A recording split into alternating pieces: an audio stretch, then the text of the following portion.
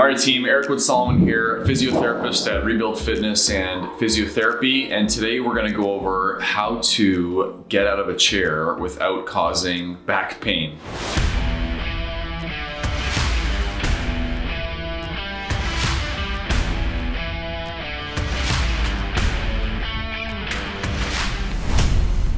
If you are experiencing debilitating back pain, getting up out of a chair without having a stab of pain in the back is a big deal. First thing, when we're sitting, say I've been sitting and now I'm getting ready to get up out of the chair to go on to my next task, you want to not throw your chest forward and then come right up out of that, because what's happening in this position is I'm flexing my spine forward, and if I have flexion intolerant pain, this motion is going to hurt. Once my hips come up off the ground, now I'm creating load up and down my spine from muscular contraction around my spine, and then I'm coming out of this flexed position into an extended position, and this series of movements can oftentimes cause a lot of pain and discomfort. So how do we do it in a way that is pain reduced or pain free? So first thing we're gonna do is sort of prepare for the movement. So we're gonna slide our hips to the edge of the chair. So I'm gonna slide my hips forward. Number two, I'm gonna widen my feet. This opens up my hips and allows me to move my spine while keeping it in the same position and essentially pivot through my hip joint.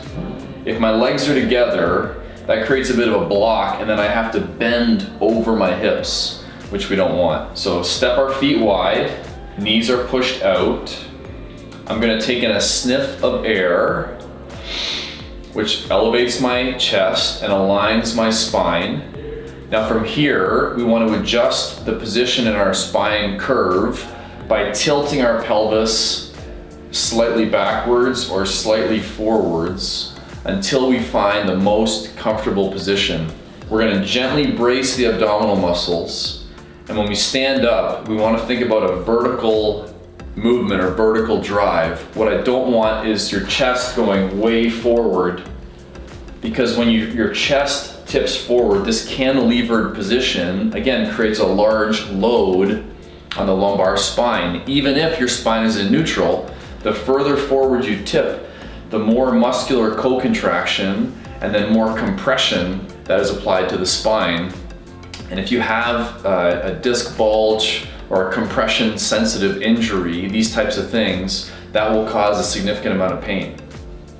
We're aligning the spine, we're opening the hips, we're bracing the abdominals, and I'm gonna push my feet down to the ground. I'm gonna push up off the armrests and rise vertically up out of the chair. Now, when we do this, one of the things I'll say oftentimes to my clients is get set, and then go. So as you stand up, don't immediately rush forward to do the next thing. We're gonna get nice and tall, head tall, chest tall, shoulders gently back, adjust your foot position, make sure everything's settled and you're feeling comfortable, and then we would initiate motion and basically go to the next thing.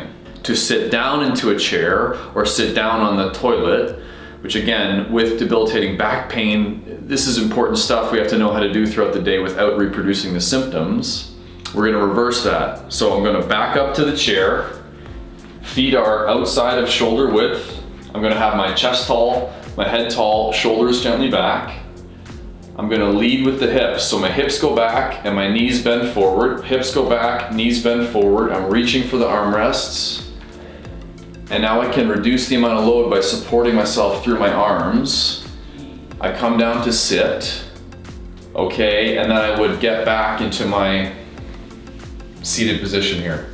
If this is a toilet, and I have to then get up off of it, what I would do would be slide to the edge. And in this scenario, if you don't have the armrests, obviously, you can push up off of the knees. And again, a vertical drive, nice and tall, get set, and then go.